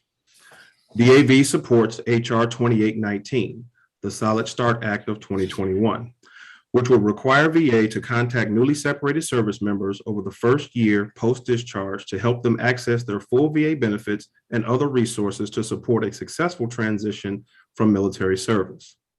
The bill would require VA to focus efforts on discharging service members who use mental health services prior to their separation. We support this bill to ensure that recently discharged veterans have better access to mental health services and the support they need to establish productive lives after military service. DAV also supports HR 2916, VA Medicinal Cannabis Act of 2021, which would require the VA to conduct clinical trials on the effects of medical grade cannabis on veterans with chronic pain and PTSD. Researchers would be required to evaluate if medicinal cannabis use has effects on veterans' osteopathic pain, inflammation, mood, anxiety, social functioning, and suicidal ideation and sleep quality in veterans with PTSD. Importantly, covered veterans participating in this study would not be at risk of having their eligibility for or existing benefits taken away. DAV supports comprehensive and scientifically rigorous research by the VA into the therapeutic benefits of cannabis and cannabis-derived products as a possible treatment for service-connected disabled veterans. Another bill DAV supports is HR 4575, the Veterans Peer Specialist Act of 2021, which will require the VA to make permanent and expand the Veteran Peer Specialist Support Program to all medical centers over a 5-year period. The bill would require each medical center to have at least 2 peer specialists and ask VA to prioritize medical centers in rural and underserved areas. Peer specialists are an important addition to VA's programs, and this bill would help to ensure that underrepresented veterans, including women, ethnic, and racial minorities, have a point of contact in a system that sometimes seems bureaucratic and unresponsive to their individual needs. Peer specialists can also help improve cultural and gender sensitivity that may be lacking in some VA healthcare facilities. For these reasons, DAV supports this bill to ensure there are sufficient peer specialists at all VA medical centers. Madam Chairwoman, DAV is pleased to support your bill, HR 4794, making advances in mammography and medical options for Veterans Act, which would require the VA to develop a strategic plan for breast imaging services and establish a telemammography pilot program in states and locations without these important services. The bill would also require VA to upgrade current mammography equipment to three-dimensional imaging and to study the availability of genetic testing for breast cancer genes in veterans. 1 of every 8 women will have invasive breast cancer during their lifetime. Breast health is essential to women's health, yet women veterans do not always have adequate access to these vital services. DAV supports this legislation as it would expand enhanced mammography services and benefits for women veterans. DAV is pleased to support HR 5073, Reach for Veterans Act, which would require a review of training protocols for veterans crisis line responders to improve the quality of the program. The act would also require enhanced guidance for managing callers with substance use disorder who are at risk of overdosing. Over the past decade, Congress, VA, and DoD have been steadily working to improve prevention efforts to address the epidemic of suicide among service members and veterans, including those who suffer from substance use disorder. There have been some troubling lapses in the quality of the veteran crisis line that lead to adverse events for veterans, and DAV supports this legislation because it would increase training and oversight to help strengthen these vital services. And finally, we are pleased to support Chairman Takano's bill, HR 5317, VA Governor's Challenge Expansion Act of 2021, which would require the VA to operate a grant program for technical assistance to state or Native Americans and Alaskan Natives to develop plans to provide suicide prevention services. Madam Chair, this concludes my remarks, and I welcome any questions that you or members of the subcommittee may have. Thank you, Mr. Beerfriend. We now we will go on to Ms. Bartlett from Veterans of Foreign Wars. So welcome. Thank you for being here. Thank you, Chairwoman Brownlee, Ranking Member Bergman, and members of the subcommittee. On behalf of the men and women of the Veterans of Foreign Wars of the United States and its auxiliary, thank you for the opportunity to provide our remarks on these important pieces of legislation pending before this subcommittee. The Senate Veteran Affairs Committee held a hearing earlier this year addressing several pieces of legislation in today's hearing. HR 2819, the Solid Start Act of 2021, HR 2916, VA Medicinal Cannabis Research Act of 2021, and the discussion draft to amend Title 38 to expand eligibility of special services to World War II veterans. The VFW supports the House version of these bills and urges Congress to vote and pass them to the President's desk before signature before the end of the year. The VFW supports all bills on the hearing docket, and further narrative can be found in my written testimony, but I will take this time to highlight just a few.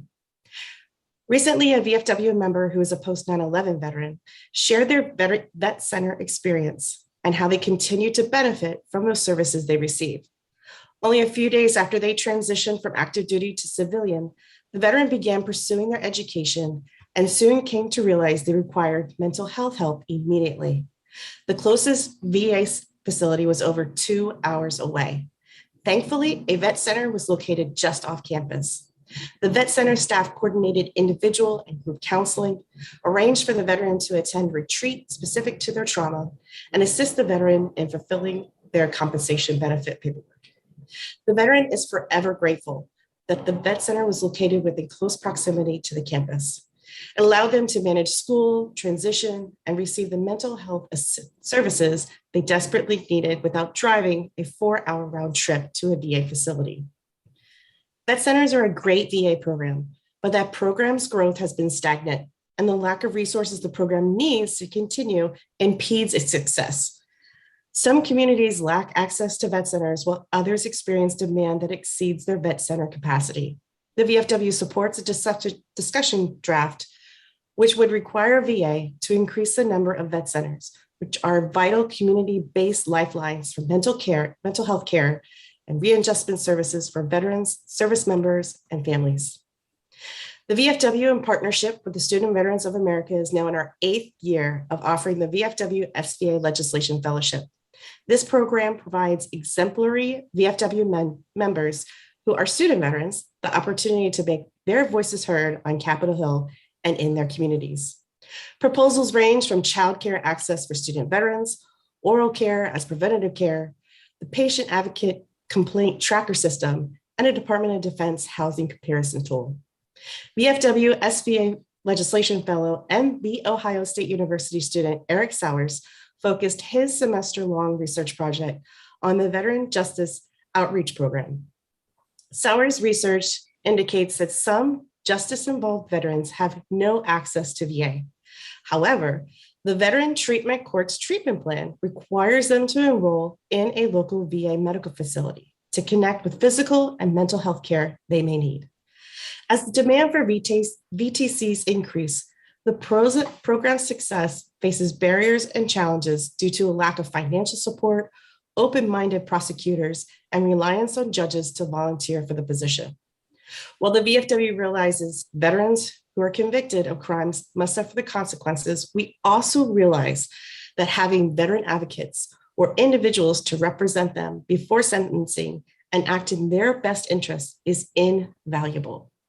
In addition, only a small number of studies on veteran treatment courts have been done over the past few years, effectively making the research on their efficacy scarce. The VFW strongly supports the discussion draft that would improve the VA's VGAO program and require a report detailing the program's performance goals, measures, training, and timelines. Chairwoman Brownlee, Ranking Member Bergman, this concludes my testimony. I'm prepared to answer any questions you or the subcommittee members may have. Thank you, Ms. Bartlett. I appreciate that.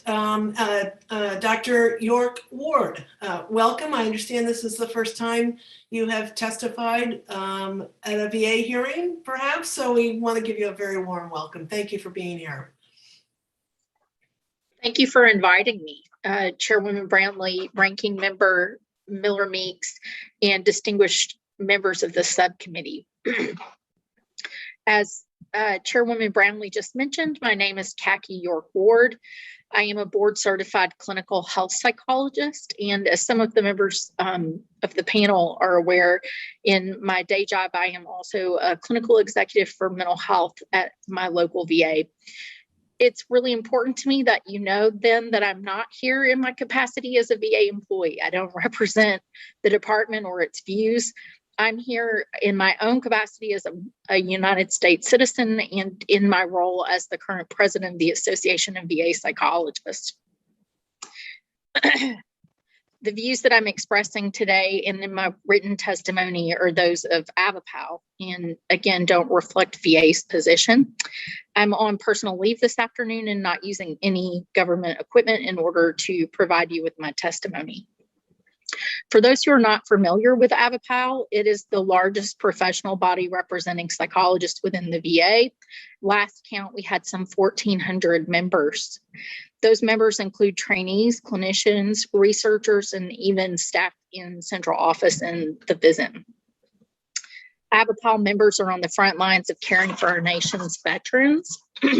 We see the impact that military service has on our men and women in uniform, their families, and the communities that they come from and are part of.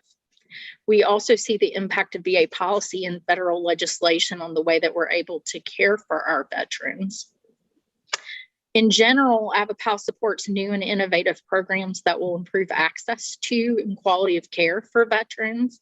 We strongly believe that any new programs or expansion of old programs must include funding increases specifically for those services. And that's because we've heard anecdotal evidence from our members that clinicians have been diverted from providing patient care in order to serve in administrative roles for new programs, which has had the effect of reducing access to that care for our veterans, care that they've earned through their service. VA is on the cutting edge of mental health research, treatment, and wraparound services, something we're tremendously proud of and that we want to see continue into the future, but that innovation can't come at the cost of access to in-house VA care. For the bills that AVAPAL supports here, there needs to be requisite funding increases or a fencing process to ensure that the intent is implemented faithfully and doesn't impact ongoing patient care. While there are many important bills on the agenda this afternoon, because of time, I'm just going to highlight a few of the ones that impact the psychologists and the veterans that we care for. First, we'd like to announce our support for the Solid Start Act. There's significant evidence that suicide risk is highest within the first year of transitioning from military service to civilian life.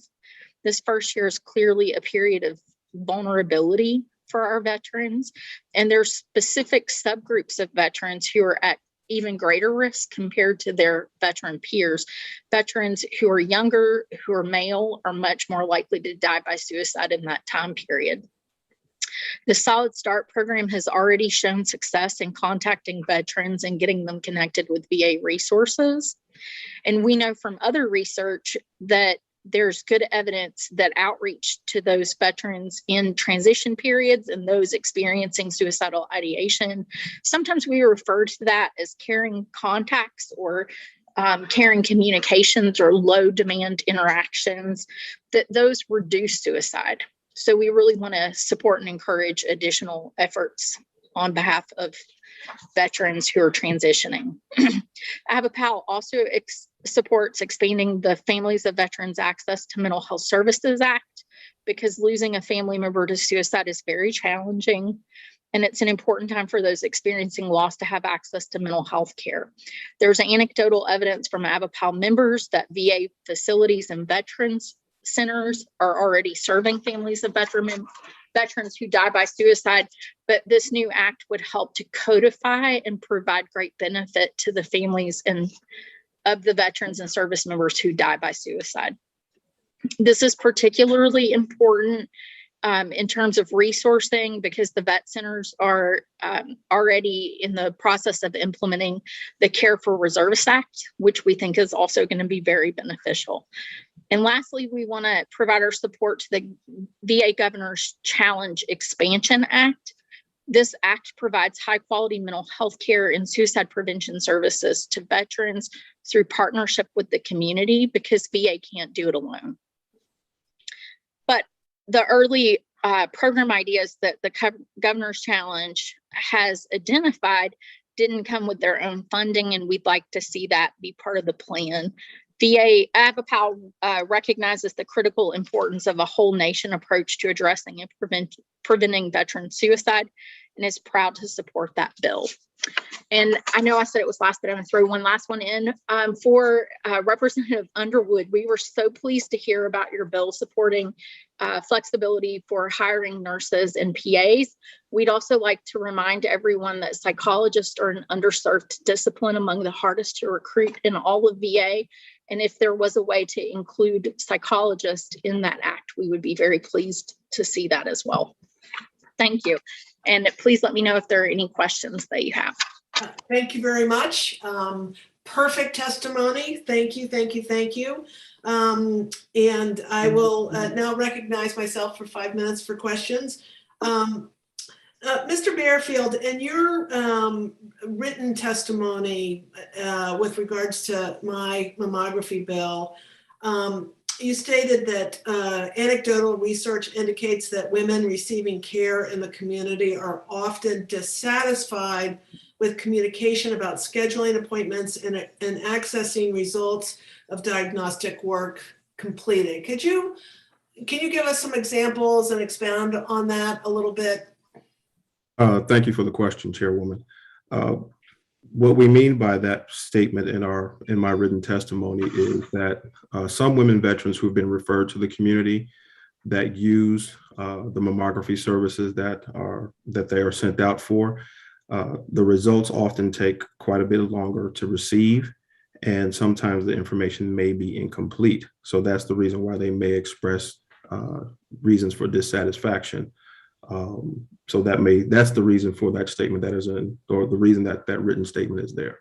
Okay. Well, I know, there's just not that much mammography across the VA. So, the preponderance, I think, of women are getting their health care services in the community. So, making sure that the community is responsive to them is important. Would you say that women prefer to go to the VA for a mammogram than in the community? Do you have any sense of that? I don't have any specific sense of that. I can only speak from personal experience because of my wife. We live quite a bit of ways from a actual VA medical center, and a lot of her care is referred here locally into the community area. The only thing that she says is that some of the providers need to be a little more sensitive to women veterans and their needs in their care across the board, not only with mammography, but with OBGYN and everything else.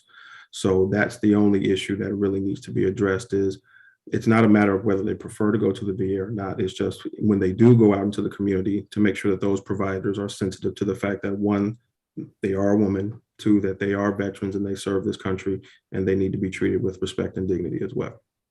Thank you for that. Ms. Bartlett, do you have anything else to add to that line of questioning at all? Yes, thank you, Chairwoman Brownlee. I can say from personal experience, I was very happy when I came down here to the DC area, and I knew that the DC VAMC would have their own mammography suite. But unfortunately, the first time I was rescheduled because of equipment issues, then I was rescheduled because the radiologist was on maternity leave. So I was sent across the street to the community care provider and did receive my film there. There was some question about some mass shadowing. Unfortunately, the VA was unable to provide my films from previous mammography graphs that I've gotten in the past in the community. All they had was the radiology reports. So unfortunately, I did have to go for a biopsy. I'm glad it turned out just fine. But as VA testified, or in their written testimony, they stated, one of their barriers is acquiring that previous mammography examination from outside community care partners. And that's why it's so important for this bill and the pilot program that will help eliminate that barrier and require VA to not only read, but diagnose and digitally store those community care provider mammography films versus just a radiologist report. Right. That's a very important point. Thank you for sharing it. And I'm glad your biopsy came out positively, favorably. So, I'm sorry that you had to go through that unnecessarily, perhaps. So, Ms. Bartlett, you in your testimony, express VFW's strong support for Mr. Correa's marijuana bill. Talk to me a little bit about that. How long would you say your veterans have been waiting for VA to conduct rigorous scientific studies about cannabis, and if cannabis can be effective treatment for veterans with conditions like chronic pain and PTSD, and this clinical trial element did you glean anything new from what the VA testified earlier today? If you could just expound on that a little bit. Thank you, Chairwoman Brownlee. Yes, veterans have been waiting far too long for this research to start. And like VA stated, they're doing the research, but we haven't seen the study results. We haven't seen preliminary data or even the research plan that they gave to the IRB for review. We need to make sure and keep them accountable that why can they not show us this material or show us where they are in the process? Be transparent in the studies that you already have going. Depending on the hypothesis that you have for a study is going to be depending on what type of research plan you have going forward. And we want to ensure that the validity and the reliability of those studies going forward are exactly what we need to see to make those judgments going forward. Thanks for that. So Dr. Miller-Meeks, you're recognized. Thank you, Chairwoman Brownlee, and thank you to all of our panelists who are here. I'm going to echo Chairwoman Brownlee's comments that you did very well, Dr. York Ward, in your first testimony to a VA, and also Dr. or Ms. Bartlett, that very glad your biopsy turned out negative, which was favorable. And so very, very quick pivot there. Chairwoman Brownlee, you're very fast on your feet. Several of you have mentioned medical cannabis, so I'm just going to ask if you're familiar with my bill, HR 2932, the Veterans Cannabis Analysis, Research, and Effectiveness or CARE Act. And if you're not, I think that you've indicated the importance of having research into medical cannabis and the effect that it may have in improving PTSD or other mental illnesses that our veterans may suffer. Any of you familiar with 2932? I haven't seen your bill, Representative Miller Meeks, but I will be reading it as soon as we're off this call.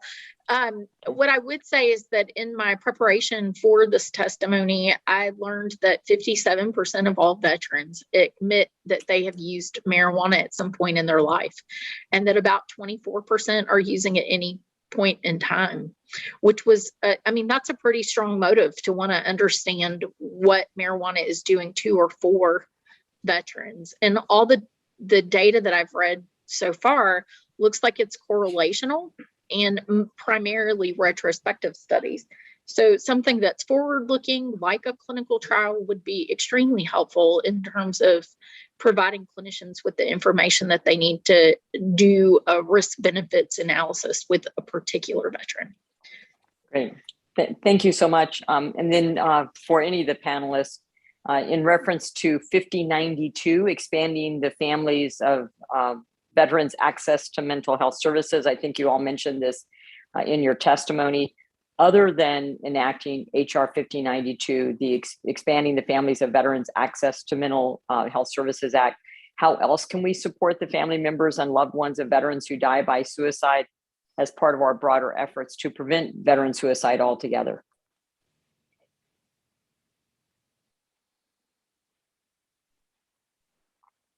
Any one of you can answer.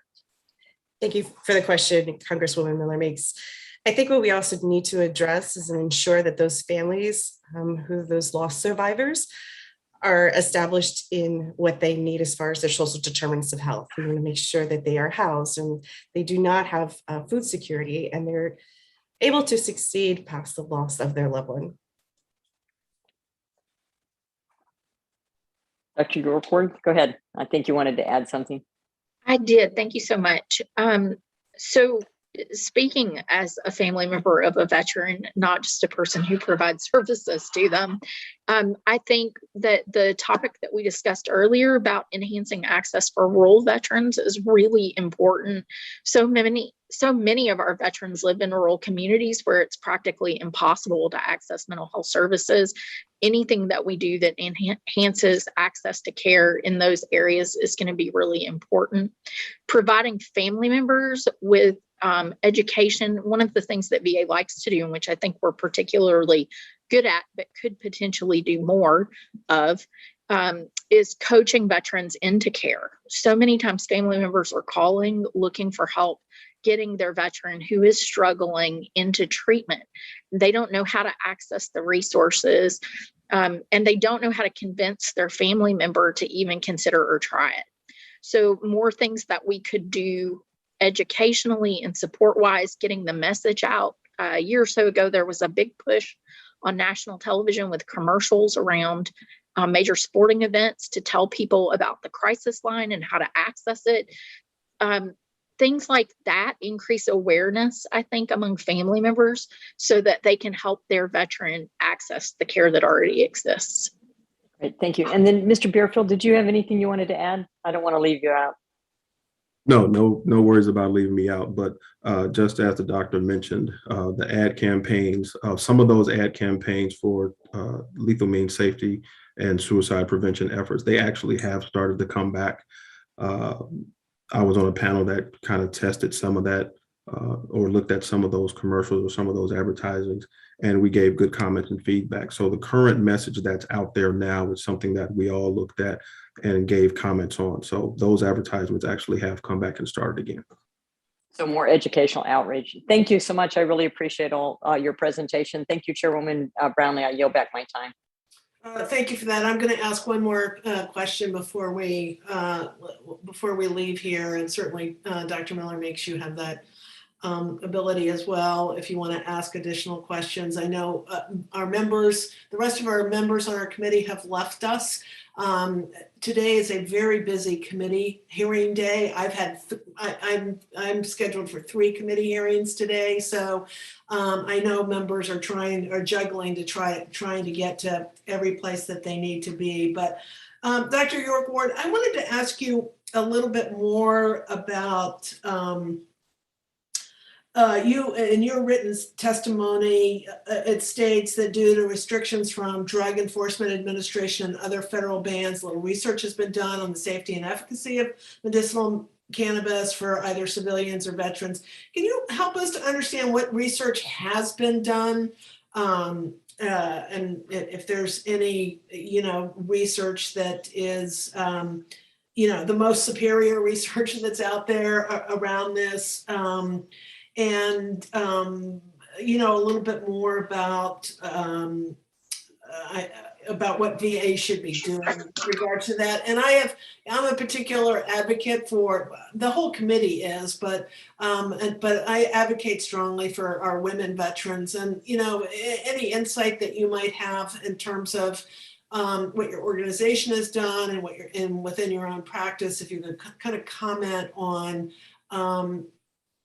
differences between our male and female veterans as it relates to just being women serving in the military versus men serving in the military, and how the VA needs to respond to that. So let me take the first part, which is what do I believe is the current state of the literature regarding the use of marijuana as a medicinal treatment, whether for veterans or otherwise. Preparing for this meeting, I did a literature search and was able to locate a number of meta-analysis or systematic reviews, one of which was published just this year, actually in January, looking very specifically about marijuana use among military veterans. And it's a study collating 500 other smaller research projects all into one big meta-analysis, basically. Well, it's more like a systematic review, less like a meta-analysis. The gist of the study, though, is that while marijuana use is extremely common, and there have been a number of articles published that suggest a high degree of correlation between anxiety disorders like PTSD, for example, and depression, and some negative socioeconomic outcomes like decreased academic achievement, marital problems, and maybe also some medical problems in veterans who use marijuana. There's no ability to draw a causal link between the use of the marijuana and the negative co-occurrence. So I can't tell whether they already had a problem and they were self-medicating by using marijuana, or if they use marijuana and it caused them to become depressed or anxious. Does that make sense? It makes sense. Yep. There is one study out of Canada that is a retrospective analysis that specifically looks at the use of marijuana in treatment of PTSD. And that study did suggest some positive improvement on patient outcomes in veterans, Canadian veterans, not American veterans, but still veterans. And to me, that does suggest we at least need to look into it. With regard to the question about women veterans, they are a unique group of people. It is a totally different thing to be a female warrior than it is to be either a male veteran or just a woman on the street as a general member of the population. My experience of women veterans is that they're much more likely to have struggled with sexual trauma, whether in the military or before it, that they have unique physical health needs, and that it really is beneficial when we can make it happen to have women's health centers in our VAs that are specially trained and qualified to meet the unique needs of women veterans. And I think that many women prefer to receive their care in that context as well. Not every veteran, but many of them. And that's also true for their mental health needs. Women veterans prefer to have their mental health needs addressed in the women's clinic when that's where they're already getting their care.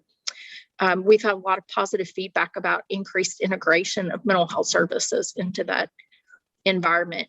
So I would personally, and I think many other VA psychologists would like to see that continue to happen. Thank you very much for that. Dr. Miller-Meeks? I don't necessarily have a question. I'm just going to follow up on your question, which was actually an excellent question, and that is research into medical marijuana. And I participated in our medical marijuana board meetings here in Iowa, trying to gain more knowledge on this. And one of the problems is that because it is a illegal substance on the federal level, it makes it very difficult in the United States to do research. So as Dr. York Ward mentioned, we have meta-analysis, we have other literature, but the best literature actually comes out of Europe and out of Israel in regards to medical marijuana, which was why I put forward this study, was so that we could try to get information on a federal level in a federal program specifically to veterans about medical marijuana and its utilization. So I think it's an excellent question. It's one of the reasons why I continue to push to have the DEA classification changed. And I understand the hurdles on that, but for us to be able to do research in the United States, already we have states, your state is one of them, that has both, recreational or medical marijuana, and we still don't have, how to detect impaired drivers. We know some of the effect that it has on young people. There may be some accentuation of depression, but it does treat PTSD in some of the studies, as Dr. York Ward alluded to. So it really is actually a very important question and avenue of research that we need to engage in. So thank you for the question. I thought it was an excellent question. Thank you and I so yield much. back. Okay, great. Thank you. And I think this concludes our hearing, and just want to thank all of you for being here and testifying.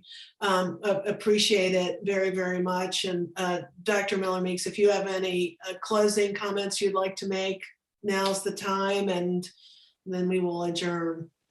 I just want to thank Chairwoman Brownlee, the regular ranking member, General Bergman, and all of our panelists, both in this panel and panels 1 and 2, for being here and for holding the subcommittee. I think it was very important that we discuss these bills and hear your viewpoint and your testimony in reference to them. So thank you very much, and thank you, Chairwoman Brownlee. Yeah, thank you. And I'll just conclude by saying that this hearing isn't about just hearing the bills for the sake of hearing the bills and knowing that they're out there. This hearing is about, getting the feedback on these bills and getting the members who are carrying the bills and the folks like you, as well as the VA, to weigh in on these bills, to get the bills right, to move them along to the Senate and get them on the president's desk. That we're like serious about these bills, and I think this is an important meeting with important legislation that I think every piece of legislation that came before the committee today has merit. And I hope that all of the VSOs and others will work with these members, the VA will work with these members to really see these bills through. So again, I just thank everybody for their attendance, for their perspectives and insight. It's been an interesting meeting. Thank you. And with that, I will adjourn.